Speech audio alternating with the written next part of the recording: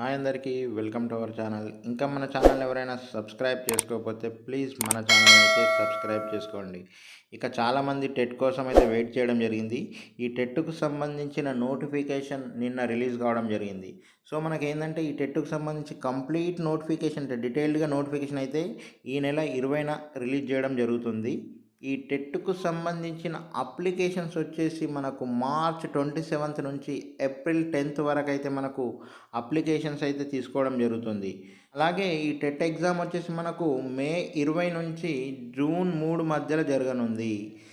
ఎందుకంటే మనకు ఈసారి టెట్ వచ్చేసి మనకు ఆన్లైన్లో నిర్వహించడం జరుగుతుంది. అంటే మనకు ఆన్లైన్లో ఎగ్జామ్ ఉండడం జరుగుతుంది. కావున మనకి మే 20 నుంచి జూన్ 3 మధ్యలో అయితే ఈ టెట్కు సంబంధించి ఎగ్జామ్స్ అయితే ఉండబోతున్నాయి.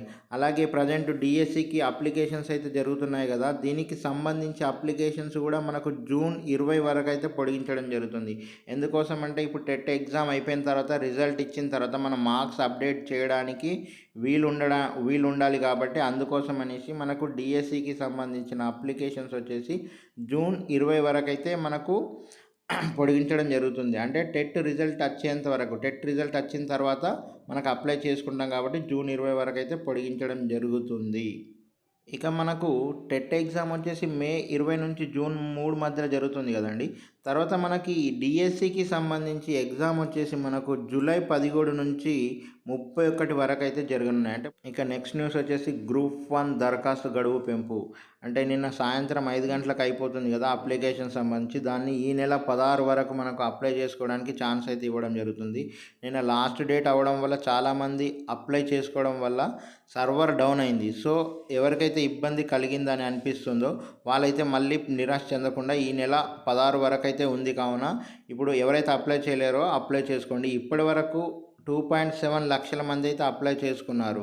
లాస్ట్ టైంకి ఇప్పటికీ ఒక 1 lakh మెంబర్స్ అయితే తగ్గిపోయారు. ఇంకెవరైనా అప్లై చేసుకోకపోతే చేసుకోండి. లాస్ట్ టైం అప్లై చేసుకున్న వారు కంపల్సరీ మళ్ళీ రీఅప్లికేషన్ కంపల్సరీ చేసుకోవాలండి. రీఅప్లికేషన్ చేసుకుంటేనే కన్సిడర్ అవుతుంది కాబట్టి లాస్ట్ టైం అప్లై చేసుకున్నామని వదిలేయకుండా మళ్ళీ అప్లై చేయండి. ఫీజు మాత్రం చెల్లించాల్సిన అవసరం లేదు. ఈసారి కొన్ని 60 పోస్టులు అయితే ఇంక్రీజ్ చేయడం జరిగింది. మొత్తం 563 పోస్టులు అయితే ఉన్నాయి. ఇక నెక్స్ట్ న్యూస్ వచ్చేసి మనకి సింగరేణిలో 327 పోస్టులకు అయితే నోటిఫికేషన్ రిలీజ్ చేయడం జరిగిందండి. దానికి సంబంధించి ఏప్రిల్ 15 నుంచి మే 4 వరకు అయితే అప్లికేషన్స్ అయితే తీసుకోవడం జరుగుతుంది. దీనికి సంబంధించి మనకు ఏజ్ వచ్చేసి మనకు గరిష్టంగా 30 ఏళ్ళు ఉంటుంది. అలాగే ఎస్సీ ఎస్టీ బీసీ దివ్యాంగులకు మరొక 5 years అనేది ఏజ్ సడలింపు అనేది ఉంటుంది. సో ఈ వీడియో నచ్చినట్లయితే లైక్ చేసి సబ్స్క్రైబ్ చేసుకోండి. Thank you.